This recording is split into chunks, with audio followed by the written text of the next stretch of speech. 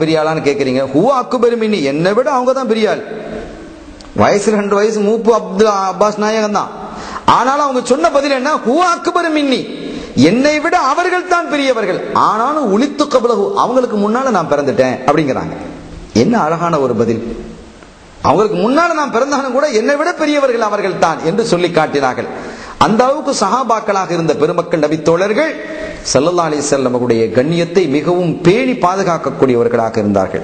அல்லாஹ் எந்த அளவுக்கு நபியினுடைய கண்ணியத்தை பேணி பாதுகாத்திருக்கிறான் என்பதை புரிந்து கொண்டவர்கள் நபி தோழர்களாகிய சஹாபாக்கள். அதனால் தான் இந்த வார்த்தை அவங்க என்ன செஞ்சாங்க, அப்பாஸ் நாயகம் ரலியல்லாஹு தஆலா சொன்னாங்க, ஹூ அக்பர் மின்னி, என்னை விட பெரியவர்கள் அவர்கள் தான், ஆனாலும் அவர்களுக்கு முன்பாக நான் பிறந்திருக்கிறேன் என்று அவர்கள் சொல்லி காட்டினார்கள். அருமையான பெருமக்களே, ஆக அந்த குழந்தையை கண்மணி நாயகம் ஸல்லல்லாஹு அலைஹி வஸல்லம் அவர்கள் குழந்தை ரசூலுல்லாவை தன்னுடைய இல்லம் கொண்டு வந்து விட்டு அதற்கு பிறகு ஆமினா நாயகிடத்தில் கொண்டு போய் ஒப்படைக்கிறாங்க. இந்த அரபுகளிடத்துல ஒரு பழக்கம் இருந்தது. எந்த குழந்தைகள் பிறந்தாலும் கூட, குறிப்பாக ஆண் குழந்தைகள், பெண் குழந்தை பிறந்தா புதைக்கிற பழக்கம் இருந்தது. எல்லாரும் அல்ல, ஒரு சிலர் அப்படி செஞ்சாங்க, ஒரு சிலர் வளர விட்டாங்க, இதெல்லாம் இருக்கு. ஆனா ஆண் குழந்தைகள் பிறந்தால் என்ன செய்வார்கள் என்றால், அநேகமானவர்கள், இன்னும் சொல்ல போனா எல்லாருமே அந்த குழந்தைகளை குழந்தை பருவத்திலேயே என்ன செஞ்சுவாங்க, செவிலித்தாயிடம் கொடுத்துடுவாங்க. அதற்கு பல காரணங்கள் உண்டு. மக்காவை பொறுத்த வரைக்கும் வெளி ஊர்களிலிருந்தும் வெளிநாடுகளிலிருந்தும் பல மக்கள் வர்றாங்க.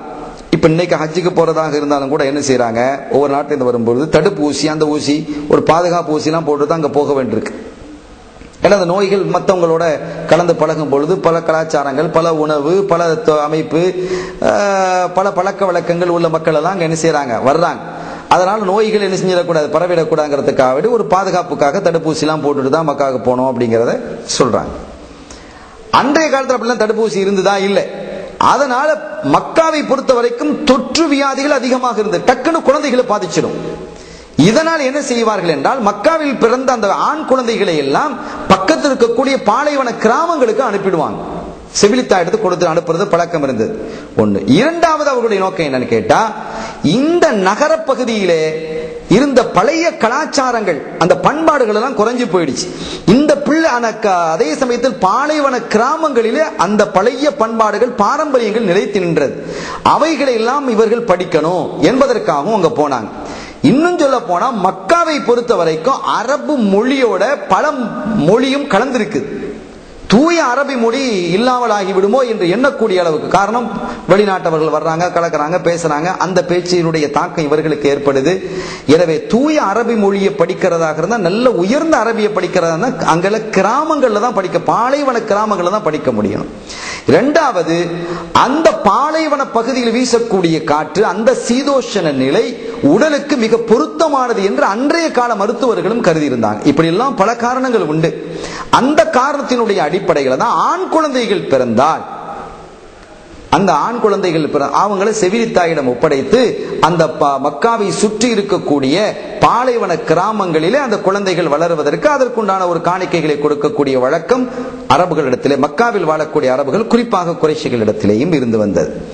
அந்த அடிப்படையிலேயே ஒரு ஸல்லல்லாஹு அலைஹி வஸல்லம் பிறந்திருக்கக்கூடிய காலகட்டத்தில் அங்கிருந்து பல பகுதியிலிருந்து என்ன செஞ்சாங்க, மக்கள் வந்தாங்க.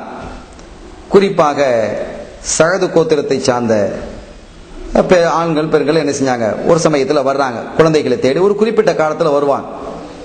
அப்படி வரும் பொழுது அந்த சஅது குலத்தை சார்ந்த ஹலீமா நாயகி அம்மையார் ரலியல்லாஹு தஆலா அவர்களும் அவருடைய கணவனும் அதே மாதிரி அவர்களுடைய ஒரு பிள்ளையும் அங்கே புறப்பட்டு வர்றாங்க. ஆனா அவர்கள் ரொம்ப ஏழ்மையிலும் வறுமையிலும் இருக்கிறார்கள். அவர்களிடம் இருந்த அந்த ஒட்டகமும் ரொம்ப வாடி வதங்கி போயிருக்குது. அவங்க ஒரு கழுதை மேலே ஏறி வந்தாங்க. அந்த கழுதையும் ரொம்ப பலகீனப்பட்டு போயிருந்தது. மற்றவர்கள் எல்லாம் மிக விரைந்து மக்காவை வந்து அடைஞ்சிட்டாங்க. ஹலிமா அம்மையார் மாத்திரம் மிக தாமதமாக வந்தாங்க. காரணம், அவங்கள்ட்ட இருக்கக்கூடிய வாகனத்தினுடைய தன்மை அப்படி மிக மெதுவாக, மிக தன்மையோடு தான் அது என்ன செய்யுது, நடந்து வரக்கூடிய அளவுக்கு சக்தி அதுக்கு அவ்வளவுதான் இருந்தது. அந்த நிலையில் அவங்க புறப்பட்டு மக்காவிற்கு வரும் பொழுது, மக்காவுக்கு வந்து சேரும் பொழுது, மக்காவில் இருந்த குழந்தைகளை எல்லாம் பெற்றுக்கொண்டு இவங்க என்ன செஞ்சாங்க, மக்காவுக்கு வெளியில டென்ட் போட்டிருப்பாங்க, அந்த டென்ட்டுக்கு கொண்டு வந்துட்டாங்க. இவங்க போய் பார்க்கும் பொழுது எந்த இடத்துலையும் குழந்தைகள் கிடைக்கல. இவங்களுக்கு ஒரே ஒரு குழந்தை தான் இருக்குது, ஆமினா நாயகி ரலியல்லாஹு தஆலா உடைய பிள்ளை. ஆனா அவங்களுக்கு தந்தை வஃபாத் ஆயிட்டாங்க. அந்த அன்றைய காலத்துல வாப்பா இல்ல, அது புள்ள அனாதை புள்ளன்னு சொன்னா அந்த புள்ளை எடுக்கிறதுக்கு வர்றவங்க யோசிப்பாங்க. அப்படி ஒரு தன்மை இருந்தது. இப்ப அதனால அவங்க விட்டுட்டு என்ன செஞ்சிட்டாங்க, போயிட்டாங்க. இந்த கணவரும் ஹலீமாமையோட கணவரும் என்ன செய்ய, குழந்தைகளை தேடி பார்க்கறாங்க. கடைக்கையில இந்த ஒரு குழந்தை மாத்திரம் தான் இருக்குது. ஒரு 2 பேரும் ஆலோசிக்கிறாங்க என்ன செய்யறது.